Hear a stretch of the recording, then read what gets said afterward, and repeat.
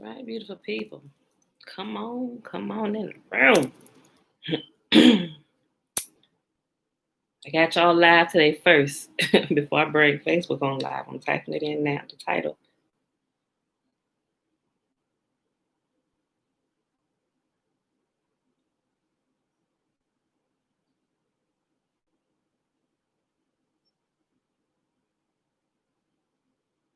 All right, beautiful people. Okay, I'm about to bring Facebook on live now. I got y'all on live first, so let me get this straight. Okay. So this is turned up. It's wobbled. It's wobbled. Okay. All right.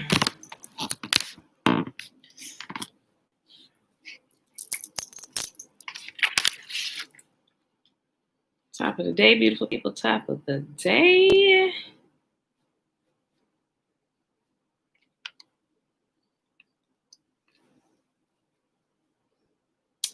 Guys, excuse me, today, take a sip of my water first, I'm sorry.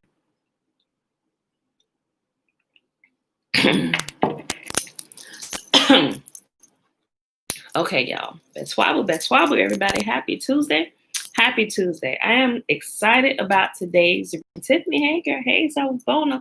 I'm live on YouTube already, so I'm not sure if you need to switch over. But I got them, I bought them on live first to make sure I was good. You know, me.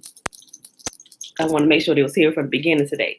Okay, y'all. So today, let's go ahead with the date and stuff first before I tell y'all this. It is November the 24th, 2020, day 6 of year 3 of reading through the books of the law and prophets, and of the 3-year consecutive day count, day 674. 674. Oh, Tiffany, I got the head wrap. Girl, ordered it from Amazon. I sent you the link. I'm like, okay, since I'm gonna be wrapping my hair more, you know, let me go ahead and get some multicolored head wraps and stuff. So I found a couple different ones that I really like. So I'm gonna be trying them out, you know. So I mean, I actually have a lot of different head wraps, but some of the colors, you know, I still gotta play with them, you know. So, but I just pull one down. I don't really plan it out. I just grab one based on what I decided to throw on this morning. Okay, so today, y'all, after we read Genesis 16, 17, and 18, I was going to read a passage from Jasher, but I decided to change it today. I'm still going to read a passage from somewhere, but it's going to be from a book that I forgot I had. So when I got up early this morning, I decided I was actually about to go to Jasher to double check my the chapter or two that I was going to read in conjunction with today.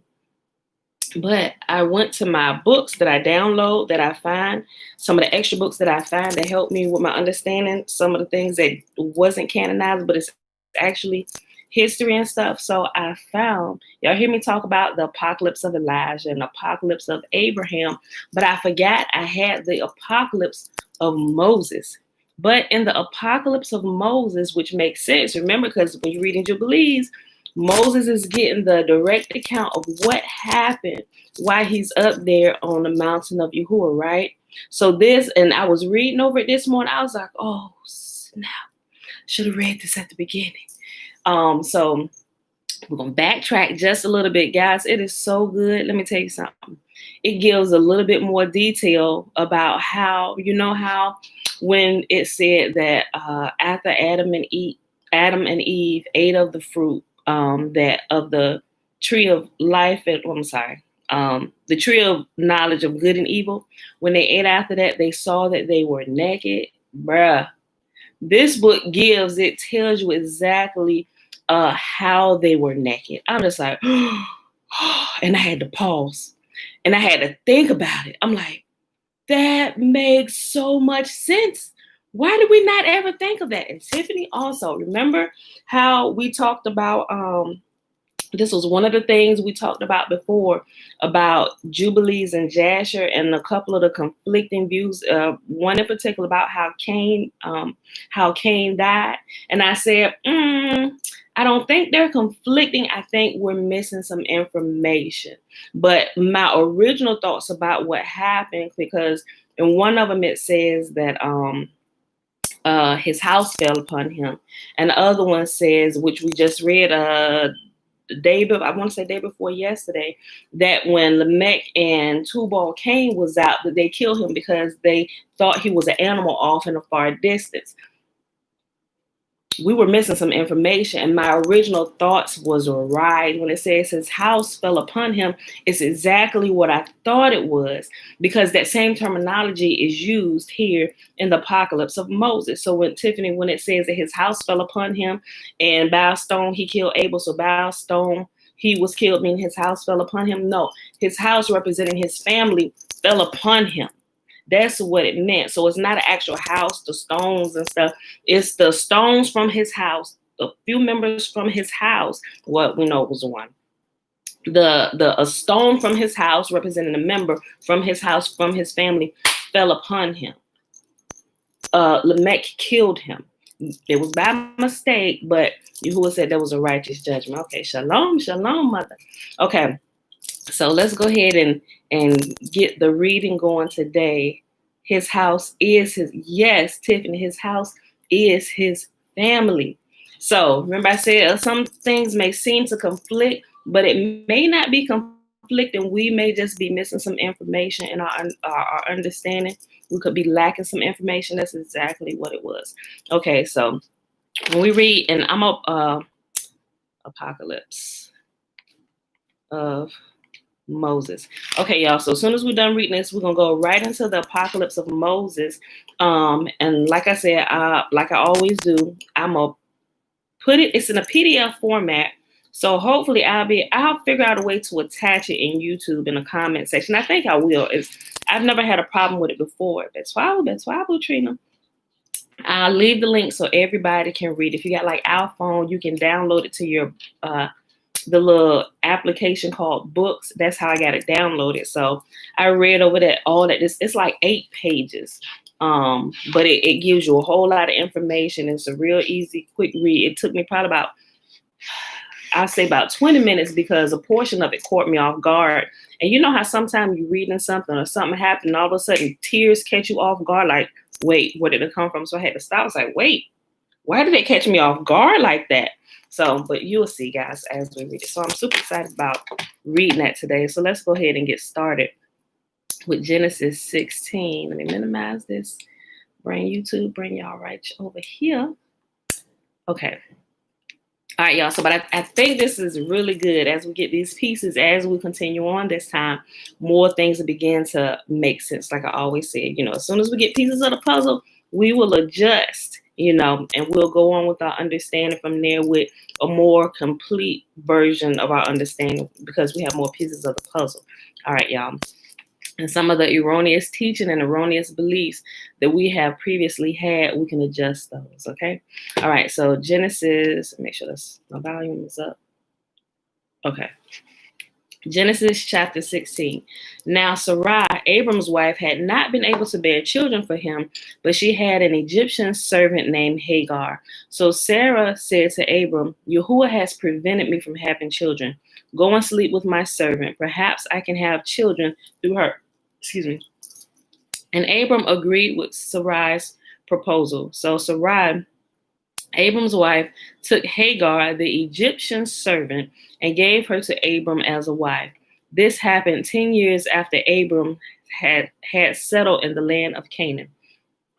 So Abram had sexual relations with Hagar, and she became pregnant. But when Hagar knew she was pregnant, she began to treat her mistress, Sarai, with contempt. Then Sarai said to Abram, "This is all your fault." We know that ain't the truth. This was Sarai's idea. Abram was minding his business till Sarai decided she wanted to try and bring you who was promised to pass. Don't do that, y'all. Don't do that. Just wait on y'all. I'm telling you, just wait on him, because we create messes all over the place that y'all has to come and put out. We done started fires, and now y'all got to bring in the fire extinguishers and water hoses and repurpose our mess. Okay. So Abram had sexual relations with Hagar, and she became pregnant. But when Hagar knew she was pregnant, she began to treat her mistress, Sarai, with contempt. Then Sarai said to Abram, "This is all your fault. I put my servant into your arms, but now that she's pregnant, she treats me with contempt. Yahuwah will show who's wrong, you or me." Abram replied, "Look, she's your servant, so deal with her as you see fit." Then Sarai treated Hagar so harshly that she finally ran away. The angel of Yahuwah found Hagar beside a spring of water in the wilderness along the road to Shur. The angel said to her, "Hagar, Sarai's servant, where have you come from and where are you going?" "I'm running away from my mistress, Sarai," she replied. The angel of Yahuwah said to her, "Return to your mistress and submit to her authority." Then he added, "I will give you more descendants than you can count."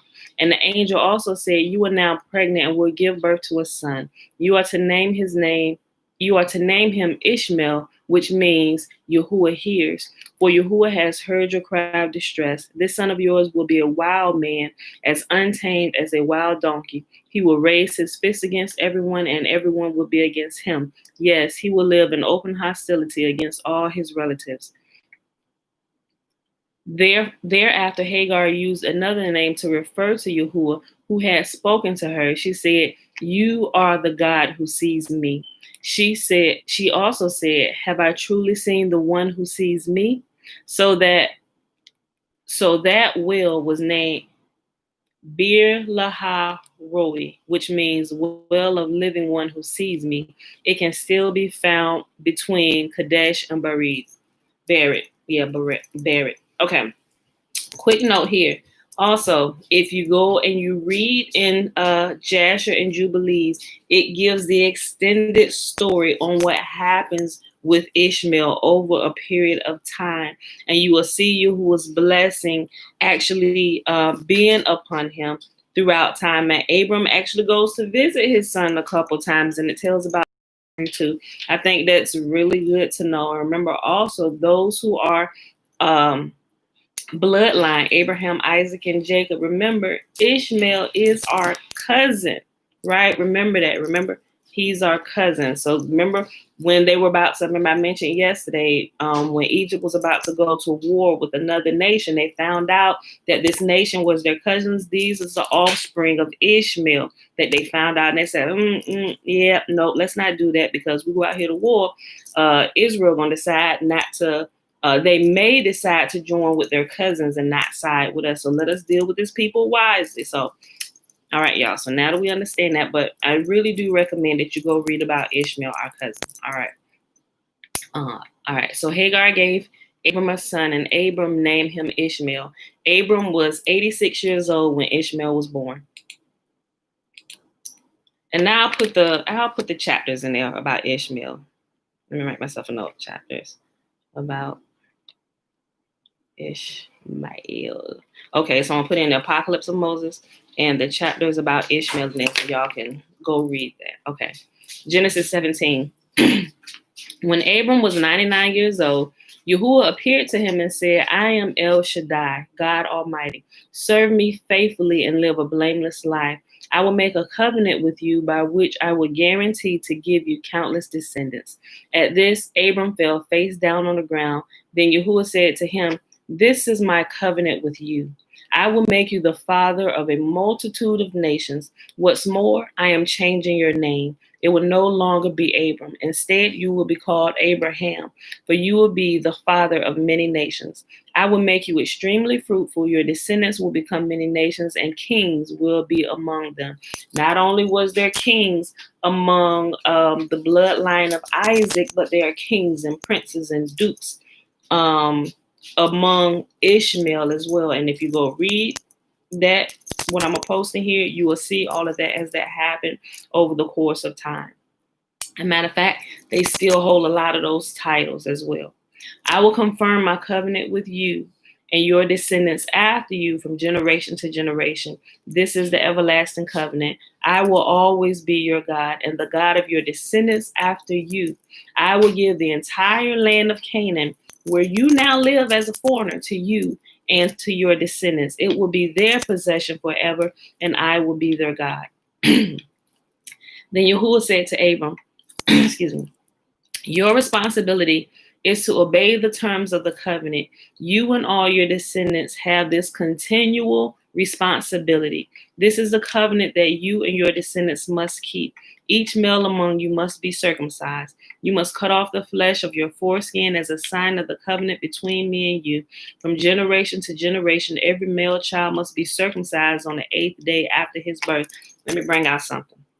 Even though we are in the land of our captivity and they don't do it on the 8th day, they still circumcise all of our men and keep, and not that they know that they're keeping Yahuwah's covenant, but Yahuwah, even in his anger towards us, turning against him, he is still just and he is righteous and he is faithful, that he will still allow that physical covenant to be shown in the flesh of our male children. Bruh. And not just us, a lot of people, especially if you're in America. Why? America holds the sons and daughters of Jacob. People, come on. Y'all paying attention? Come on. All these people, I'm helping y'all put these pieces together. Come on. Wake it up, people. Okay. This is the covenant that you and your descendants must keep. Each male among you must be circumcised. You must cut off the flesh of your foreskin as a sign of the covenant between me and you. From generation to generation, every male child must be circumcised on the 8th day after his birth. This applies not only to the members of your family, but also to the servants born in your household and the foreign-born servants whom you have purchased. All must be circumcised. Your bodies must wear the mark of my everlasting covenant. Any male who fails to be circumcised will be cut off from the covenant family for breaking the covenant. Then Yahuwah said to Abram, regarding Sarai, your wife, her name will no longer be Sarai. From now on, her name will be Sarah, and I will bless her and give you a son from her. Yes, I will bless her richly, and she will become the mother of many nations. Kings of nations will be among her descendants. Then Abraham bowed down to the ground, but he laughed to himself in disbelief. How could I become a father at the age of 100, he thought. And how can Sarah have a baby when she is 90 years old? So Abraham said to Yahuwah, may Ishmael live under your special blessing.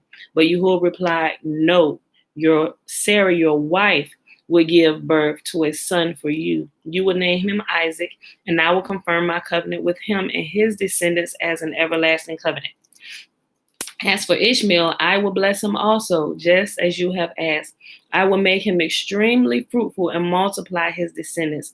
He will become the father of 12 princes, and I will make him a great nation. But my covenant will be confirmed with Isaac, who will be born to you and Sarah about this time next year. And when Yahuwah had finished speaking, he left Abraham. And also it gives a deeper detail of this whole conversation, even when Sarah had laughed. And I thought it was pretty funny, but it's a good read. Just read it all, y'all. I'm telling you.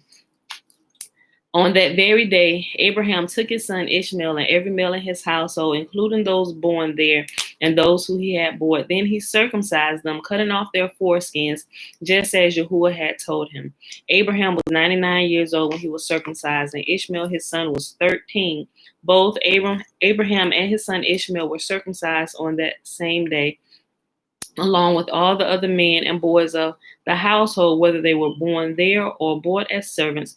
All were circumcised with him. All right, y'all. Last chapter of Genesis for today, Genesis chapter 18. And then we're going to go right into the apocalypse of Moses. Guys, I'm so excited about reading that. Genesis chapter 18. Yahuwah appeared again to Abraham near the oak grove belonging to Mamre. One day, Abraham was sitting at the entrance to his tent during the hottest part of the day. He looked up and noticed 3 men standing nearby. When he saw them, he ran to meet them and welcomed them, bowing low to the ground. My Lord, he said, if it pleases you, stop here for a while. Rest in the shade of this tree while water is brought to wash your feet. And since you've honored your servant with this visit, let me prepare some food to refresh you before you continue on your journey. All right, they said. Do as you have said. So Abraham ran back to the tent and said to Sarah, hurry, get 3 large measures of your best flour, knead it into dough, and bake some bread. Then Abraham ran out to the herd and chose a tender calf and gave it to his servant, who quickly prepared it. When the food was ready, Abraham took some yogurt and milk and the roasted meat, and he served it to the men. As they ate, Abraham waited on them in the shade of the trees. Where's Sarah, your wife? The visitors asked. She's inside the tent, Abraham replied. Then one of them said, I will return to you about this time next year, and your wife Sarah will have a son. Sarah was listening to this conversation from the tent.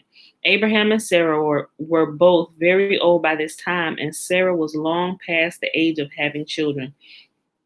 So she laughed silently to herself and said, how could a worn out woman like me enjoy such pleasure, especially when my master, my husband, is also so old? Then Yahuwah said to Abraham, why did Sarah laugh? Why did she say, can an old woman like me have a baby? Is anything too hard for Yahuwah? I will return about this time next year, and Sarah will have a son. Sarah was afraid, so she denied it, saying, I didn't laugh. But Yahuwah said, no, you did laugh. Then the men got up from their meal and looked out towards Sodom. As they left, Abraham went with them to send them on their way. Should I hide my plan from Abraham, Yahuwah asked? For Abraham will certainly become a great and mighty nation, and all the nations of the earth will be blessed through him. Think about, even as Abraham's seed was scattered throughout the earth, all the earth through the sons and daughters of Abraham, Isaac, and Jacob have been blessed. Think about it, y'all. Think about how the world loves everything the sons and daughters of Jacob bring. Culture, everything. Think about it, y'all. Should I hide my plan from Abraham? Yahuwah asked, for Abraham will certainly become a great and mighty nation, and all the nations of the earth will be blessed through him. I have singled him out so that he will direct his sons and their families to keep the way of Yahuwah by doing what is right and just. Then I will do for Abraham all that I have promised. So Yahuwah told Abraham, I have heard a great outcry from Sodom and Gomorrah because their sin is so flagrant. I am going down there to see if their actions are as wicked as I have heard. If not, I want to know. The other men turned and headed towards Sodom, but Yahuwah remained with Abraham. Abraham approached him and said, will you sweep away both the righteous and the wicked? Suppose you find 50 righteous people living there in the city. Will you still sweep it away and not spare it for their sakes? Surely you wouldn't do such a thing, destroying the righteous along with the wicked. Why would you be treating the righteous and the wicked exactly the same? Surely you wouldn't do that. Should not the judge of all the earth do what is right?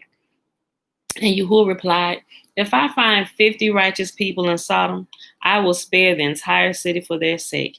Then Abraham spoke again, since I have begun, let me speak further to my Lord. Even though I'm but dust and ashes,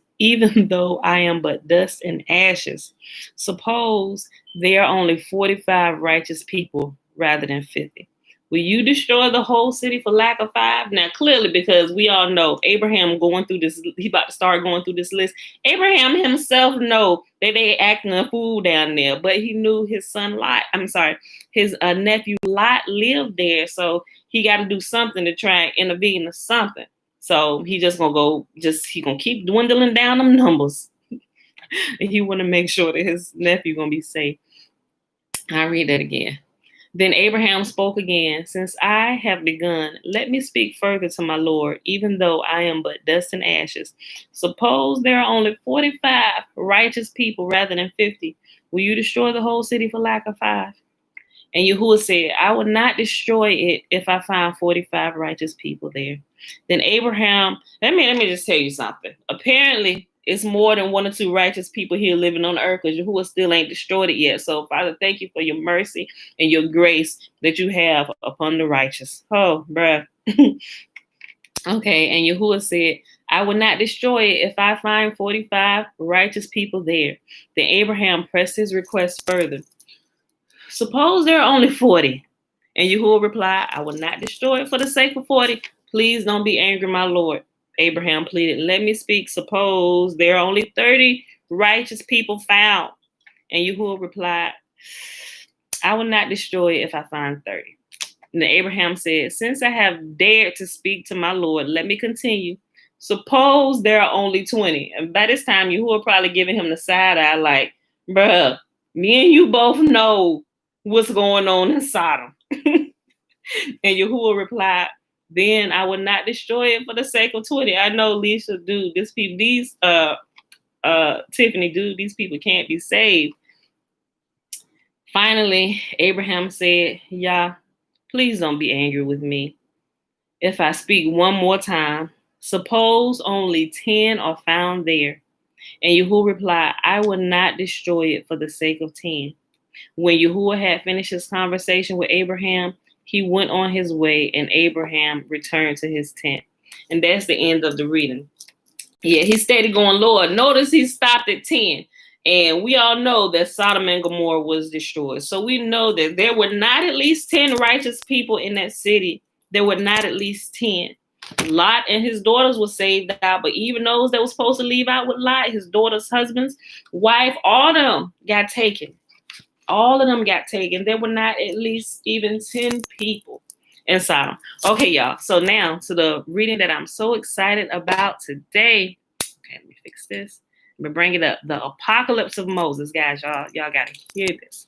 And it so lines up with what we've been reading. That's why I was going through it, just to make sure there wasn't anything out of the ordinary that doesn't jive with the other scriptures, right? So okay, let me pull it up. It's called The Apocalypse of Moses. There we go. And Mom and Alicia, I emailed it to y'all this morning too. Okay. Boom. Okay, let me put this over here so I can read this. Okay, y'all. It's a really quick read. If you have to go, I'm sorry, it's always recorded, so you can come back and listen to it. And what I do after it's done recording, in the title, I'll put where we start reading it here. So it'll be like at the 26-minute mark, So if you come back, I'll have that in there so you can jump right to it if you want to. I always love the story, how they go back and forth. He tried. Trina, he tried. There was, like Tiffany said, there was no saving these people. These people can't be saved. I mean, they could have been, but they just refused to repent. They just wanted to keep doing what they was doing. All right, y'all. Okay. The Apocalypse of Moses. This is the story. Okay, let me say something real quick too. Okay, so in here, it uses Eve's real name, and her name is Chua. But for the sake of everybody who may come in, I'm going to just say Eve instead of Chua, but it's Adam and Eve, or they use the name Chua. And also in here, they'll refer to Yahuwah as Adonai, or Elohim, or Ahai. And I'm sure all of you guys have heard those terms before. I just like how that sounds, Elohim, and Ahaya. But I'm gonna switch it out, and I'm gonna use Yahuwah's name. Elohim is the same thing as Elohim. Remember, in the Hebrew text, there are no E's. Even though we see Elisha and Elijah, it's a mispronunciation. It's Aliyah, right? There are no E's. So when you hear Elohim and Elohim, some people, and I kind of steered away from the Elohim, although it was the proper pronunciation of it. But because of the indoctrination here in America and Christians with the name Allah, it throws up red flags. So that's why in my wisdom, I chose not to use Elohim so much, because some people, if they didn't understand it, they would just, oh no, what is she talking about? So you will hear me say Elohim, although it's the wrong pronunciation. But in here, I'm going to pronounce it right, y'all. Let's just get that out the way. So, but I will use Yahuwah when they're using his name, but it's still kind of replacing his name, but it's referring to him. But we know his name, so we're going to use his name. But when it said, in a place where it says gods, I'm going to just use Elohim, because Elohim is Elohim, or gods, plural, right? When it's referring that he is the God of gods, okay, or the El of, y'all get what I'm saying. Okay. All right. So the Apocalypse of Moses.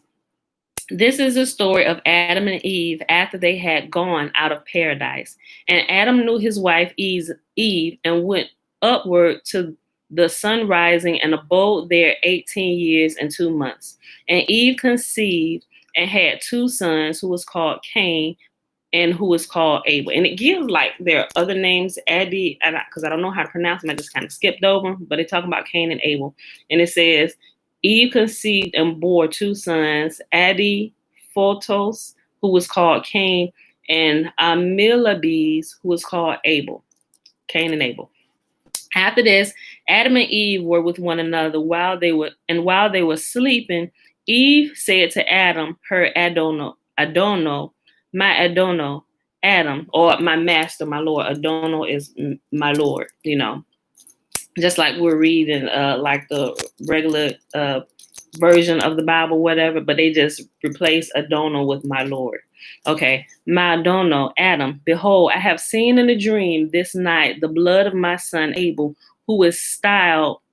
Oh, I'm sorry, let me go to hold on, I'm sorry.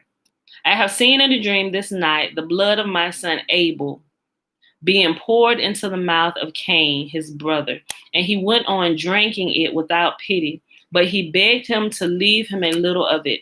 Yet he hearkened not to him, but gulped down the whole, nor did it stay in his stomach, but came out of his mouth. And Adam said, let us arise and go and see what happened to them. I fear lest the adversary may be assailing them somewhere. Okay. Let me bring out another note. If you read in Jubilees and Jasher, and when it gives you the extended story of Cain and Abel, and I'll put that in there too, y'all. I'm sorry. I'll just put this so you can go read it, so you can verify this stuff yourself. Cain and Abel, it talks about how after Cain killed Abel, he tried to bury him, but the ground would not receive his body.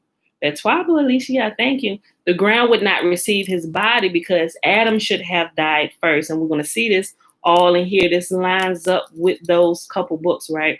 Adam should have died first. That's why the earth would not receive the body of Abel. It only received the body of Abel after Adam was buried. Okay, so keep that in mind as we're reading, because it just said right here in her, that's what her dream meant. That Cain tried to drink him up, but his stomach wouldn't hold him, so he spit him up. That was the earth throwing the body of Abel back up. I'm getting better with dream interpretation, so when I see it, I'm understanding. It's like, whoo, wait a minute, I understand this. Hold on. Okay, I'm gonna keep reading, y'all. Okay, back to the apocalypse of Moses. Yet he hearkened not to him, but gulped down the whole, nor did it stay in his stomach, but came out of his mouth. And Adam said, let us arise and go and see what has happened to them. I fear lest the adversary may be assailing them somewhere. Oh, these are chapters too. So this is going into chapter 3. They broke it up into chapters, and each chapter is like a couple sentences. But I'm not going to keep saying the chapter numbers. I'm going to just keep reading, y'all. And they both went and found Abel murdered by the hand of Cain, his brother. And Yahuwah said to Michael, the archangel, say to Adam, reveal not the secret that thou knowest to Cain thy son, for he is a son of wrath. But grieve not, for I will give thee another son in his stead. He shall show to thee all that thou shalt do. Do thou tell him nothing. Thus spake the archangel to Adam, but he kept the word in his heart, and with him also Eve, though they grieved concerning Abel their son. And after this, Adam knew Eve, his wife, and she conceived and bare Seth. And Adam said to Eve, see, we have begotten a son in the place of Abel, whom Cain slew. Let us give glory and sacrifice to Elohim, to Yahuwah. And Adam begat 30 sons and 30 daughters. And Adam lived 930 years, and he fell sick and cried with a loud voice and said, let all my sons come to me that I may see them before I die. And all assembled, for the earth was divided into 3 parts. Remember reading this when we were reading Jubilees and how it's talking about how the earth was divided. So like I said, I wouldn't be reading this to y'all if I didn't already know, okay, this is on track with this, and it does say, okay, it's all lining up. Okay, so listen, y'all. And Adam begat 30 sons and 30 daughters, and Adam lived 930 years, and he fell sick and cried with a loud voice and said, let all my sons come to me that I may see them before I die. And all assembled, for the earth was divided into 3 parts. And Seth, his son, said to him, Father, Adam, what is thy complaint? And he said, my children, I am crushed by the burden of trouble. And they say to him, what is trouble? And Seth answered and said to him, hast thou called to mind, Father, the fruit of paradise which thou used to eat, and hast been grieved in your yearning for it?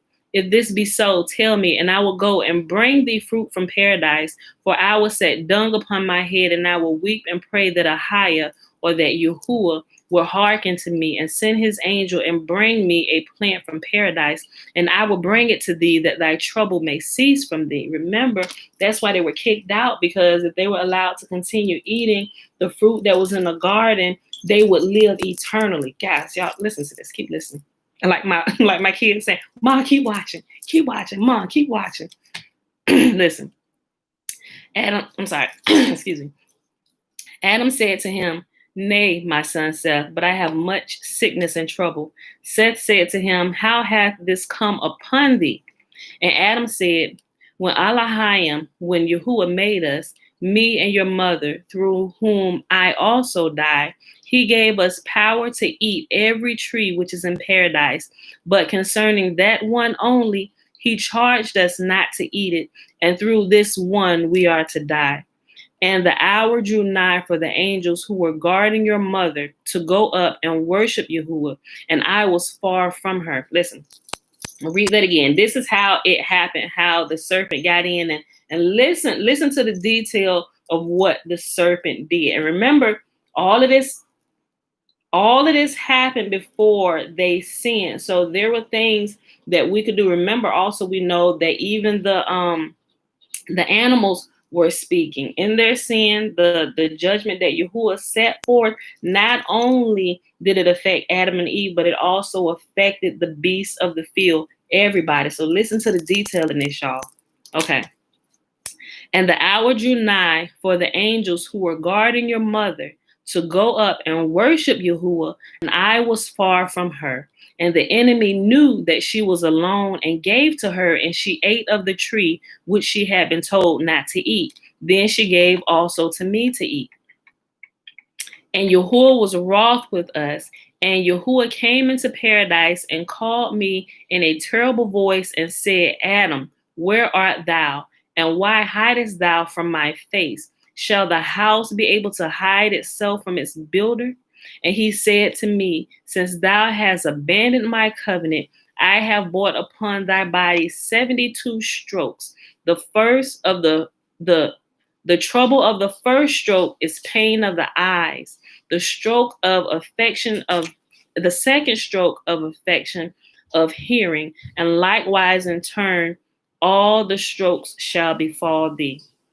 Think about how what our bodies begin to do as they get older, right? Especially if you haven't been already feeding it life. And he said this to his sons. Adam groaned sore and said, What shall I do? I am in great distress. And Eve wept and said, My Adono, or my Lord Adam, rise up and give me half of thy trouble, and I will endure it. For it is on my account that this has happened to thee. On my account thou art beset with toils and troubles.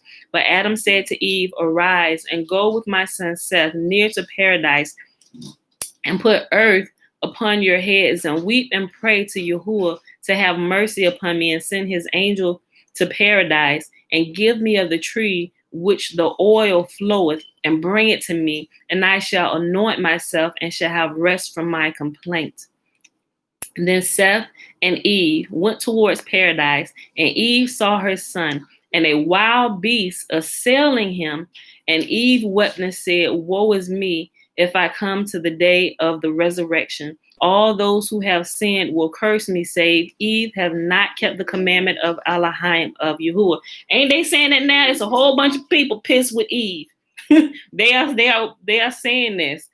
And she spake to the beast, Thou wicked beast, fearest thou not to fight against the image of Yahuwah? Remember, before their sin, they had rule and dominion over all the beasts of the field. Now that they have sinned, I'm not gonna get ahead of myself. Now that they have sinned, the animals' natures have also the dominion that they have, they lost. So that's why she spoke to the beast that was running up, like, wait, hold on, what is you doing? Why are you not afraid to attack the image of Yah? Okay. And she spake to the beast, Thou wicked beast, fearest thou not to fight with the image of Yahuwah? How was thy mouth open? How were thy teeth made strong? How did thou not call to mind thy subjection? For long ago was thou made subject to the image of Yahuwah. Then the beast cried out and said, It is not our concern, Eve, thy greed and thy willing, but thy own. For it is from thee that the rule of the beast has arisen. He said, that's your problem, sis. I'm about to get you. How was thy mouth open? He turned it right back on. Let me just read that again. The beast speaking now. It is not our concern, Eve, that thy greed and thy willing, but thine own. For it is from thee that the rule of the beast has arisen. How was thy mouth open to eat of the tree concerning which Elohim, which Yahuwah enjoined thee not to eat of it? On this account, our nature has also been transformed. Now, therefore, thou cannot endure it if I begin to reprove thee. Bruh, everybody is pissed with Eve, and he about to get her. But then self speaketh to the beast, close thy mouth and be silent, and stand off from the image of Yahuwah until the day of judgment. Then said the beast to Seth, behold, I stand off from the image of Yahuwah. And he went to his lair.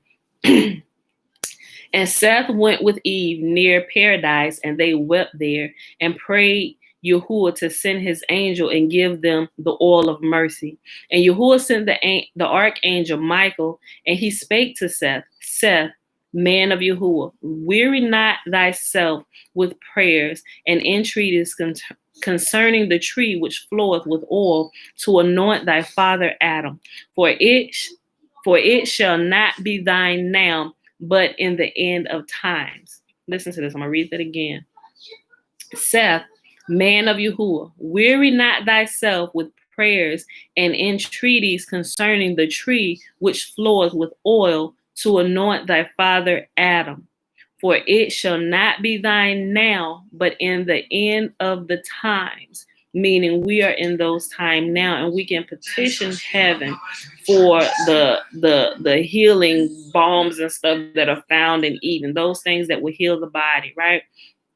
Then shall all flesh be raised up from Adam till that great day, all that shall be of the holy people.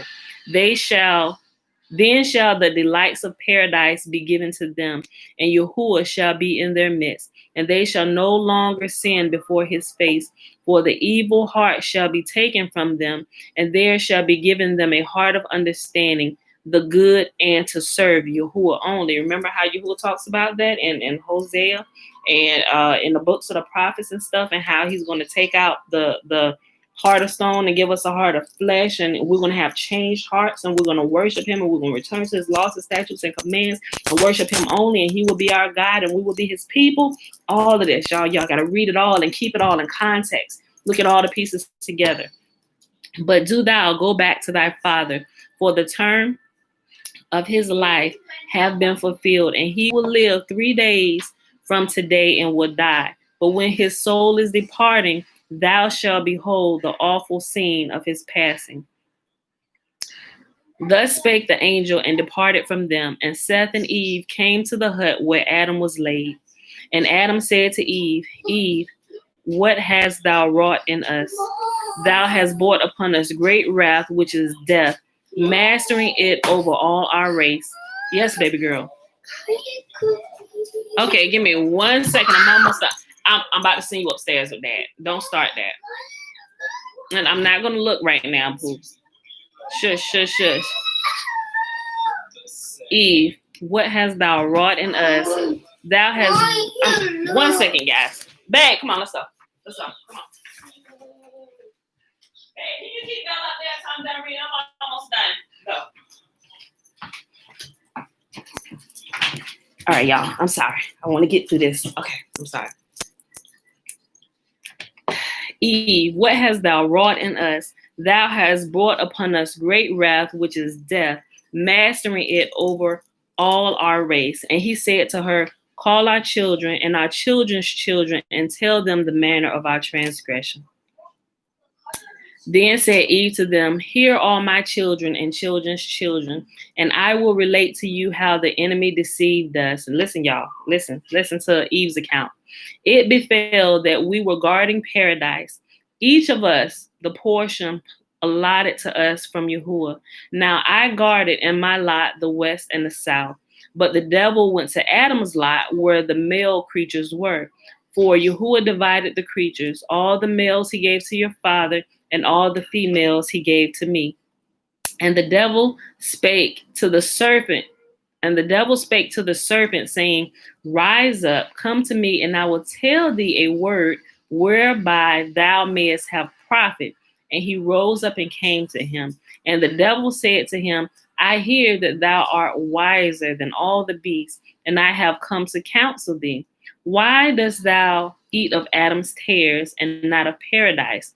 Rise up, and we will cause him to be cast out of paradise, even as we were cast out through him. The serpent said to him, I fear lest Yahuwah be wroth with me. The devil said to him, Fear not, only be my vessel, and I will speak through thy mouth words to deceive him. And instantly he hung himself from the wall of paradise. And when the angels ascended to worship Yahuwah, then Satan appeared in the form of an angel and sang hymns like the angels. And I bent over the wall and saw him like an angel. But he said to me, Art thou Eve? And I said to him, I am. What art thou doing in paradise? And I said to him, Yahuwah set us to guard it and eat it. Yahuwah set us to guard and to eat of it. The devil answered through the mouth of the serpent, Ye do well, but ye do not eat of every plant. And I say, Yea, we eat of all, save the one only, which is in the midst of paradise, concerning which Yahuwah charged us not to eat of it. For he said to us, On the day on which ye eat of it, ye shall die the death. Then the serpent said to me, May Yahuwah live, but I am grieved on your account, for I would not have you be ignorant. But arise, come hither, hearken to me, and eat, and mind the value of the tree. But I said to him, I fear lest Yahuwah be wroth with me, as he told us. And he said to me, Fear not, for as soon as thou eatest of it, ye too shall be as Yahuwah. And in that ye shall know good and evil. But Yahuwah perceived this, that ye would be like him. So he envied you and said, Ye shall not eat of it. Nay, do thou give heed to the plant, and thou wilt see its great glory. Yet I feared to take of the fruit. And he said to me, Come hither, and I will give it to thee. Follow me. And I opened to him, and he walked a little way, then turned and said to me, I have changed my mind, and I will not give it to thee to eat until thou swear to me to also give it to thy husband. And I said, What sort of oath shall I swear to thee? Yet what I know, I say to thee, by the throne of the master and by the cherubim and the tree of life, I will also give to my husband to eat. And when he had received the oath from me, he went and poured upon the fruit the poison of his wickedness, which is lust, the root and beginning of every sin. And he bent the branch on the earth, and I took of the fruit and I ate. Even in that, she had a way of escape. She backed out because he said, I ain't gonna give it to you, sis, until you make a vow to me to also give it to your husband. I'm like, wait, what? Nah, I changed my mind too. I'm out. Bye. But that ain't the way it played out, did it? Okay. And in that very hour, my eyes were open, and forthwith I knew, listen. And in that very hour, my eyes were open, and forthwith I knew that I was bare of the righteousness which I had been clothed upon. And I wept and said to him, and this is what caught me off guard. Remember I was telling y'all in the beginning, at a certain part, it just caught me off guard, and I began to cry. I'm like, wait a minute, why did that catch me off guard like that? Because I understood at the time that they seen, remember, all they knew was the presence of Yah. And when they broke his command, his presence, immediately the righteousness that and his glory that clothed them immediately left them, and they knew that they were naked. They were bare of the glory that was surrounding them from the day that they opened their eyes and took their first breath. Bruh, that's why the tears hit me. And I'm like, wait a minute. I was not expecting that this morning. I'm going to read it again, y'all. In that very hour, my eyes were open, and forthwith I knew that I was bare of the righteousness with which I had been clothed upon. And I wept and said to him, Why hast thou done this to me, and that thou hast deprived me of the glory which with I was clothed? And even after that, Like, how could you go and give that to your husband? Like, I would have been like, take me now. Like, I wouldn't have caused any more cheese. Listen, bruh. Why hast thou done this to me? And that thou hast deprived me of the glory with which I was clothed. But I wept also about the oath which I had sworn. Bruh, I'm breaking my word today. I'm the only one who have sinned. Father, kill me. Let my husband live on, though not. If this is what it feels like to be without your presence, take me. Leave my husband. He is innocent. Bruh.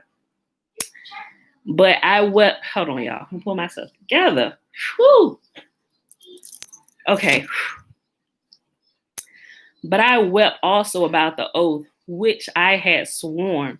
But he descended from the tree and vanished. And I began to seek in my nakedness and my part for the leaves to hide my shame. How could you cover me?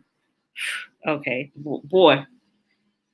And I began to seek in my nakedness and my part for the leaves to hide my shame, but I found none. For as soon as I had eaten, the leaves showered down from all the trees and my part, except the fig tree only. But I took leaves from it and made for myself a girdle, and it was from the very same plant which I had eaten. Katrina, I know, right? Would have been like, take me and give him another wife, man. And I cried out in that very hour, Adam, Adam, where art thou? Rise up and come to me, and I will show thee a great secret. Man, when seeing that, let me tell you, she was no longer in her right mind. Like, she think now she's bound to this oath. And it's like the sin is pressing her on, and she's deceived now, and she's going on deceiving the very one she loved. I'm just like, man. Hey, Dana, this is the Apocalypse of Moses. I'm gonna put it in here so y'all can read it.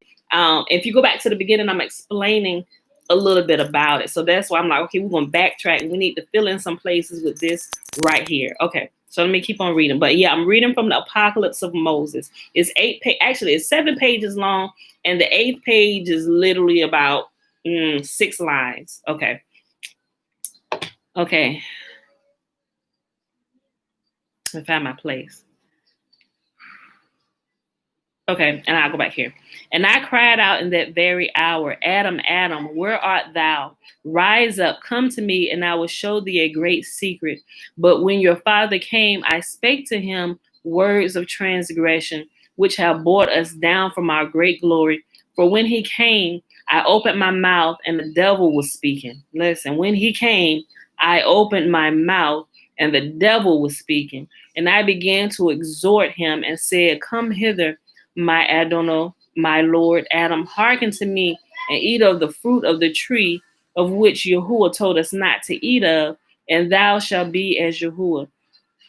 And your father answered and said, I fear. And all of them, the serpent, Eve, all of them, while they were still in their right mind, they said, no, y'all told us not to do this. But remember, when they gave their will over to Satan, he came into them. And now he is speaking through them. Those vessels which were once righteous have now become dirty, and it's being used for the enemy's purposes. That's such a chain effect. He possessed you, then you go, and he's speaking through you. Now they're possessed. Now he's speaking through them, and it's a chain effect and trying to get everybody in the line, bruh. And your father answered and said, I fear, lest Yahuwah be wroth with me.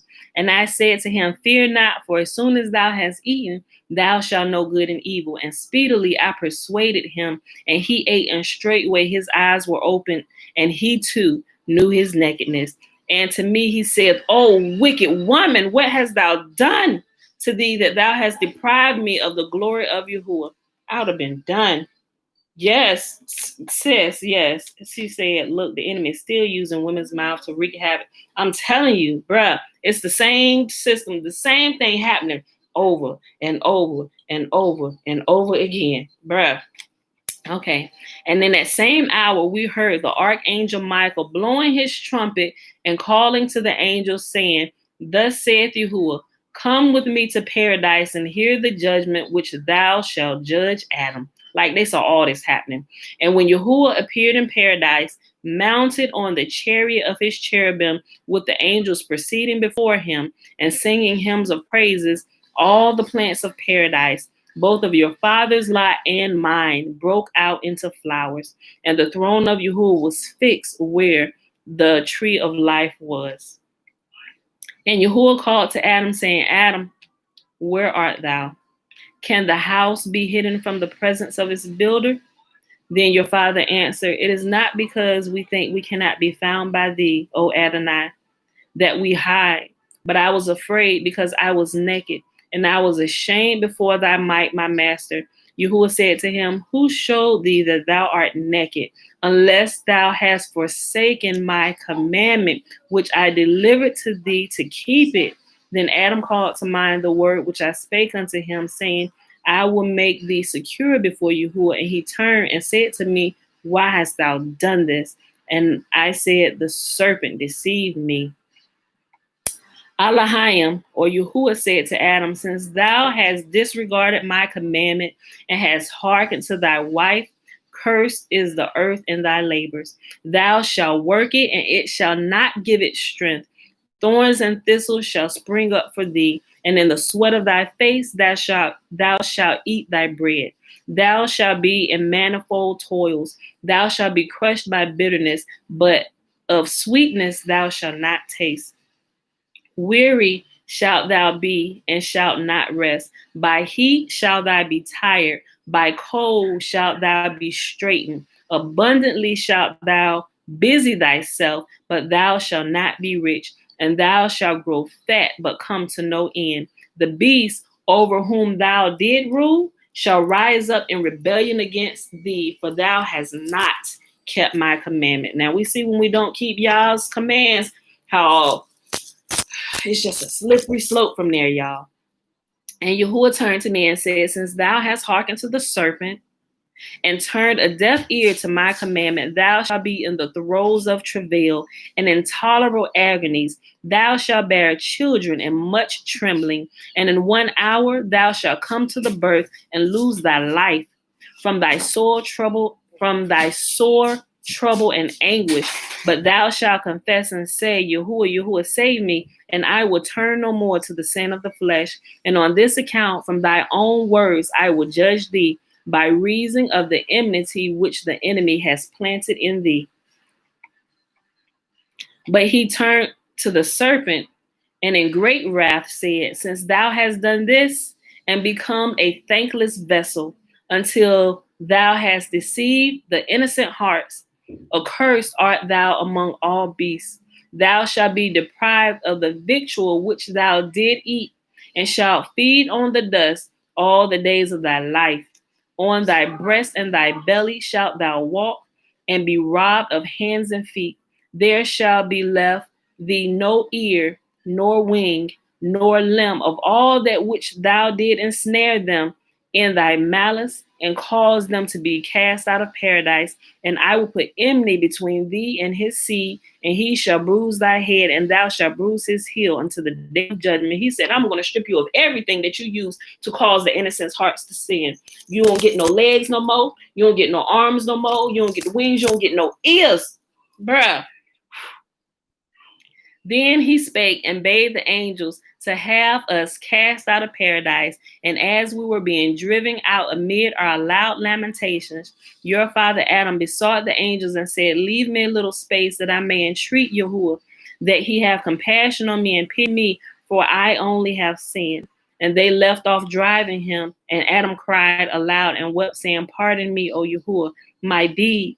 Then Yahuwah said to the angels, Why have ye ceased from driving Adam from paradise? Why do ye not cast him out? Is it I who have done wrong, or is my judgment badly judged? Then the angels fell down on the ground and worshiped Yahuwah, saying, Thou art just, O Yahuwah, thou art thou judgest righteous judgment. But Yahuwah turned to Adam and said, I will not suffer thee henceforth to be in paradise. And Adam answered and said, Grant me, O Yahuwah, of the tree of life, that I may eat of it before I be cast out. Then Yahuwah spake to Adam, Thou shalt not take of it now, for I have commanded the cherubim and the flaming sword that turneth every way to guard it from thee, that thou should not taste of it. But thou hast the war which the adversary hath put into thee. Yet thou art gone out of paradise. If thou shouldest keep thyself from all evil, as one about to die, when again the resurrection have come to pass, I will raise thee up, and there shall be given thee the tree of life. Thus Yahuwah spake, and ordered us to be cast out of paradise. But your father Adam walked before the angels opposite paradise, and the angel said to him, What wouldest thou have us to do, Adam?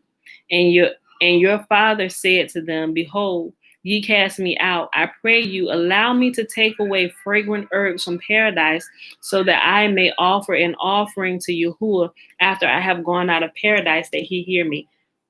And the angels approached Yahuwah and said, Jael, eternal king, command my Adonai, that there be given to Adam incense of sweet odor from paradise and seeds for his food. And Yahuwah bade Adam go in and take sweet spices and fragrant herbs from paradise and seeds for his food. And the angels let him go in, and he took 4 kinds, crocus and nard and calamus and cinnamon, and the other seeds for his food. And after taking these, he went out of paradise. And we were on the earth. I know this is so sad, Tiffany. I'm just like, man. Now then, my children, I have shown you the way in which we were deceived, and do ye guard yourselves from transgressing against the good. And when Yahuwah had said this in the midst of her son, and when Eve had said this in the midst of her sons, while Adam was laying ill and bound to die after a single day from the sickness which had fastened upon him, she said to him, How is it that thou diest and I live? Or how long have I to live after thou art dead? Tell me. And Adam said to her, Reck not of this, for thou tarried not after me, but even both of us are to die together, and she shall lie in my place. And when I die, anoint me, and let no man touch me till the angel of Yahuwah shall speak somewhat concerning me. And Yahuwah will not forget me, but will seek his own creature. And now arise rather and pray to Yahuwah till I give up my spirit into his hands, who gave it to me. For we know not how we are to meet our Maker, whether he be wroth with us or be merciful and intend to pity and receive us. I'm sorry, y'all. Whew, this is getting me again. Pull myself together. Okay. Let me take a sip of water. I'm sorry.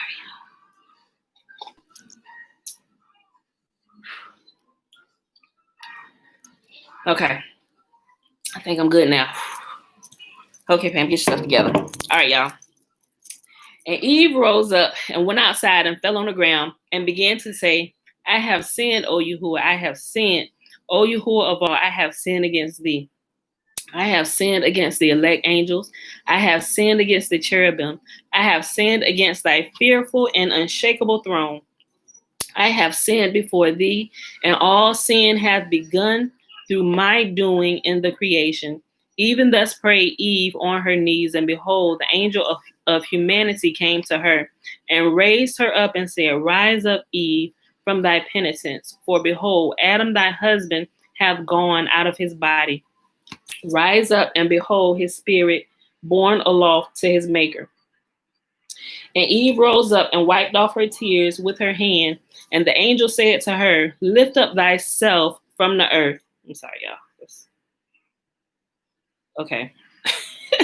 And Eve rose up and wiped off her tears with her hand. And the angel said to her, Lift up thyself from the earth. And she gazed steadfastly into heaven and beheld a chariot of light borne by 4 bright eagles.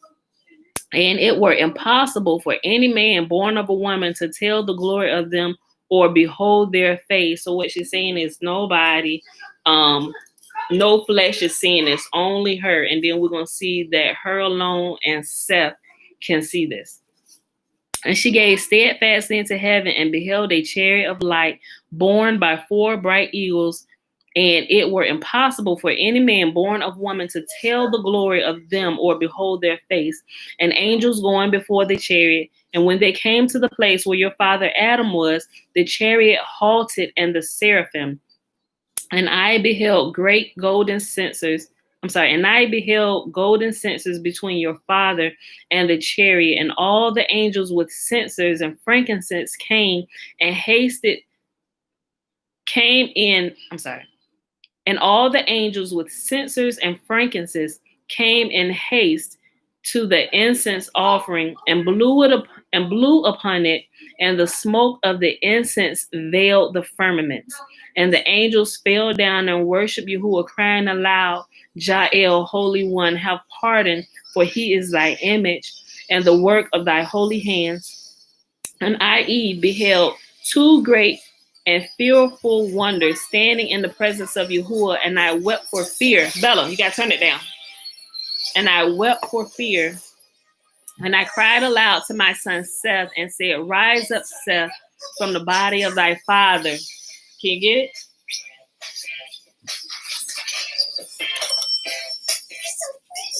Okay.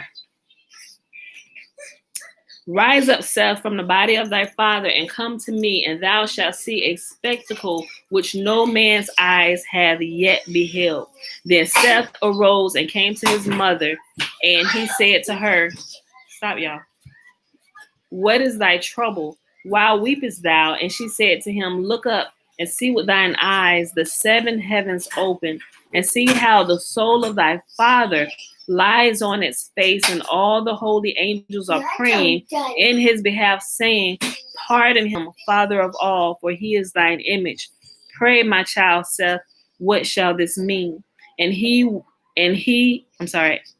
will he one day be delivered into the hands of the invisible Father, even our Elohim? Listen to this. But who are the 2 Negroes who stand by at the prayers for thy father Adam? And Seth telleth his mother that they are the sun and the moon, and themselves fall down and pray on the behalf of my father Adam. Eve said to him, And where is their light, and why have they taken on such a black appearance? And Seth answered her, The light hath not left them, but they cannot shine before the light of the universe, the Father of lights. And on this account their light hath been hidden from them. The lesser lights bow before the greater light. He said their light cannot shine in the presence of the Father. He said their light is not gone for them. They just can't shine when the light of the Father is shining. I'm like, listen. And Seth answered her, The light hath not left them, but they cannot shine before the light of the universe, the Father of light. And on this account their light hath been hidden from them. Now while Seth was saying this to his mother, lo, an angel blew the trumpet, and there stood up all the angels, and they were lying on their faces. Bella, shush. And they cried aloud in an awful voice and said, Blessed be the glory of Yahuwah from the works of his making, for he hath pitied Adam, the creature of his hands. But when the angels had said these words, lo, there came one of the seraphim with 6 wings, and snatched up Adam, and carried him off to the Ashurian lake, and washed him thrice in the presence of Yahuwah. And Yahuwah said to him, Adam, what hast thou done? If thou had kept my commandment, there would now be no rejoicing among those who are bringing thee down to this place. Yet I tell thee that I will turn their joy to grief, and thy grief will I turn to joy, and I will transform thee to thy former glory, and set thee on the throne of thy deceiver. But he shall be cast into this place to see thee sitting above him. Then he shall be condemned, and they that heard him, and he shall be grieved sore when he seeth thee sitting on his honorable throne.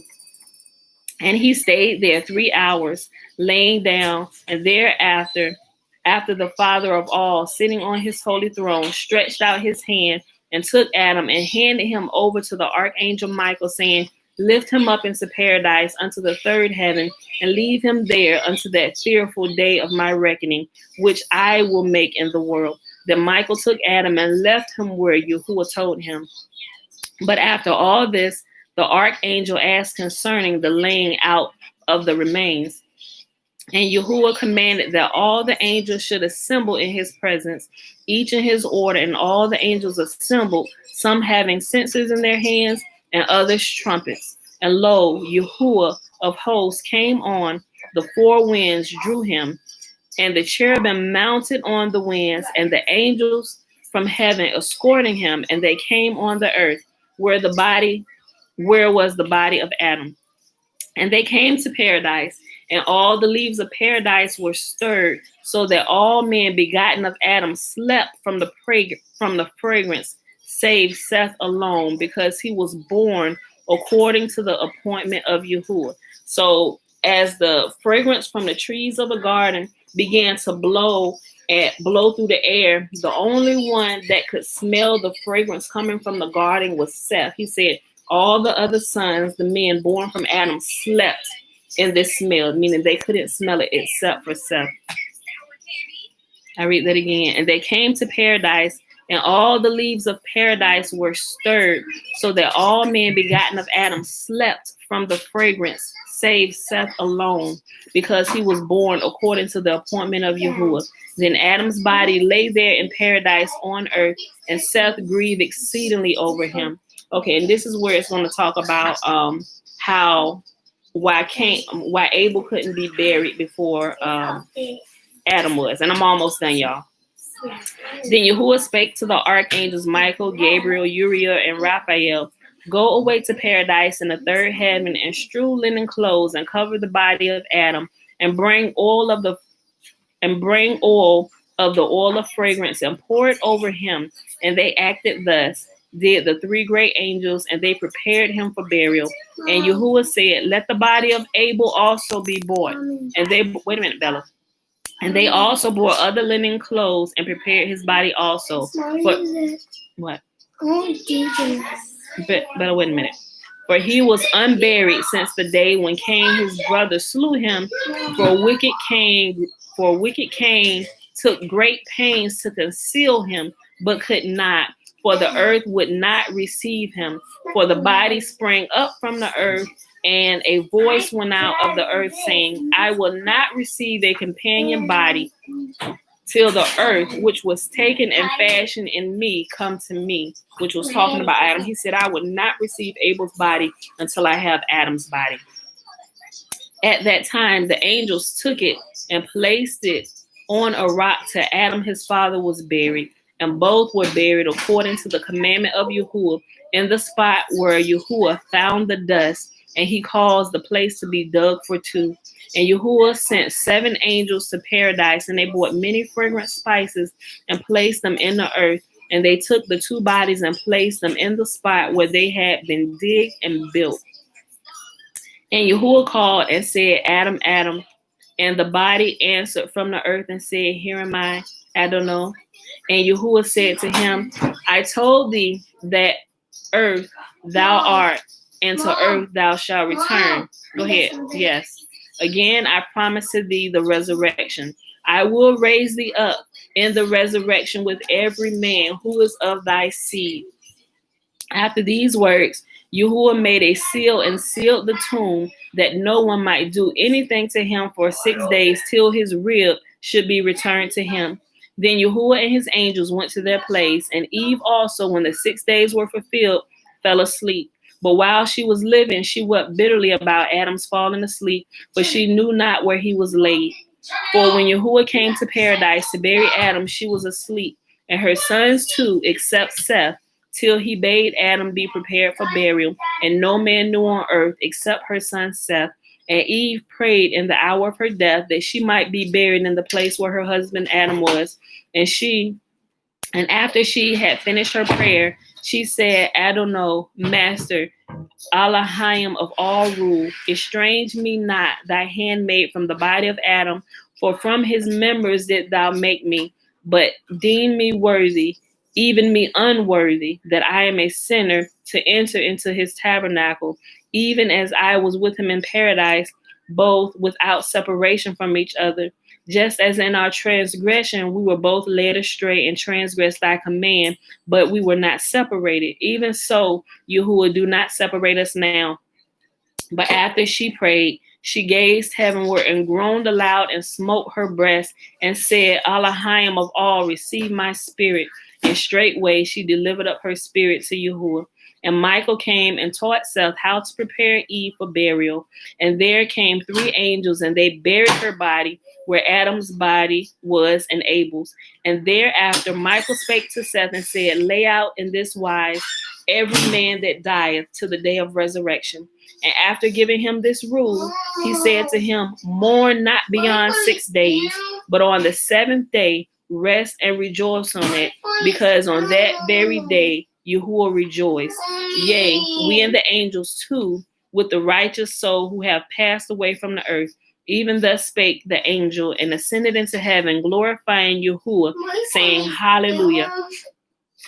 Holy, holy, holy is Yahuwah, and the glory of Yahuwah the Father. For to him it is meet to give glory. Remember that word? It is meet. It is meat to give. Remember I told you in the beginning where they said, I've given these animals to you,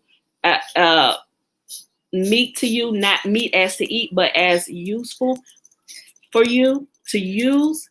For it is meet to give glory, honor, and worship with the eternal life-giving spirit now and always and forever.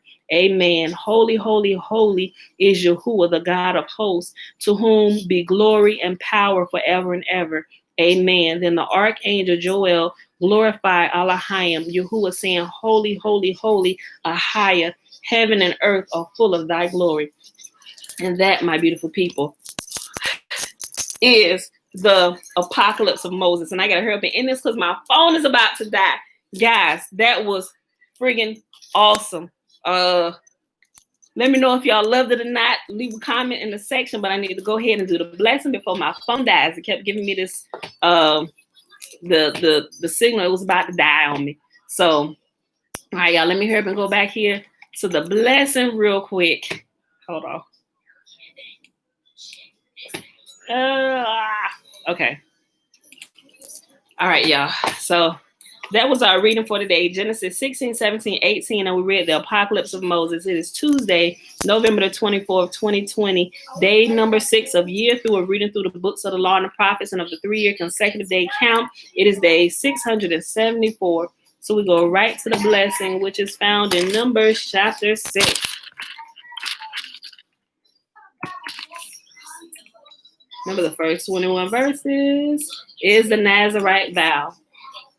And the blessing begins at verse 22. And Yahuwah spake unto Moses, saying, speak unto Aaron and unto his son, saying, on this wise ye shall bless the children of Israel, saying unto them, may Yahuwah bless us and keep us. May Yahuwah make his face to shine upon us and be gracious unto us. May Yahuwah lift up his countenance upon us and give us his peace. And they shall put my name upon the children of Israel, and I will bless them. All right, beautiful people. I love y'all. I really hope y'all enjoyed the reading today. Y'all can go back and re-listen to it if you missed any of it.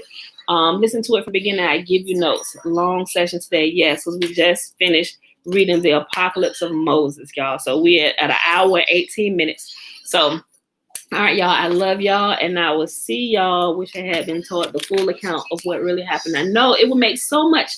It would make so much more difference, y'all. So we would understand so much more, and we wouldn't be taken away. We would not have been taken away with a lot of the erroneous teachings that we were taught. All right, y'all. So, all right, y'all. Phone about to die. I love y'all, and I see y'all bright and early in the morning, 7:15 a.m. Eastern Standard Time. Peace. Yes.